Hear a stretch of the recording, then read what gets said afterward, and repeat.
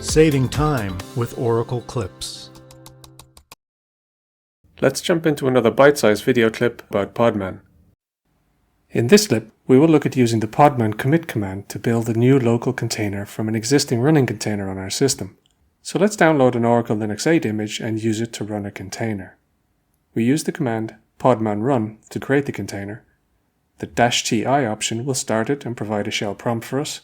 With the --name option, we assign the container a name, in this case, myol8 custom. And finally, we identify the image to be used. Here we download and use an Oracle Linux 8 image. Our system is configured to use the Oracle Container Registry by default. In the command, we've not specified the container registry to use, but only the image name and tag, so it will be downloaded from the default registry.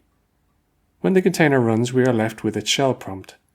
Let's make some simple changes to this container so that when we build the new image from it, it will also include any changes that were made. We want our new container image to have Python already installed in it. Before installing it, we ensure our Linux is fully updated with the command dnf update-y. I'll fast forward through this update to save some time. Now we can install our Python package. To verify installation, we check the version of Python 3 on our container. And let's clean up after the system updates and package install.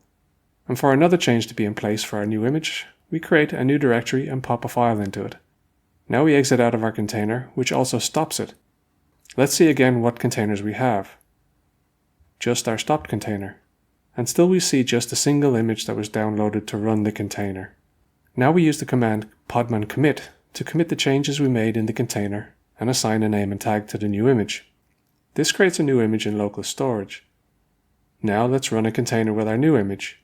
At the prompt, we can check the Python version already installed, and we can see the directory and file previously added is also there as well. So that's a quick look at using the podman commit command to build a new container image in your local storage using an existing container. You can see more clips here, and don't forget to subscribe to always get the latest.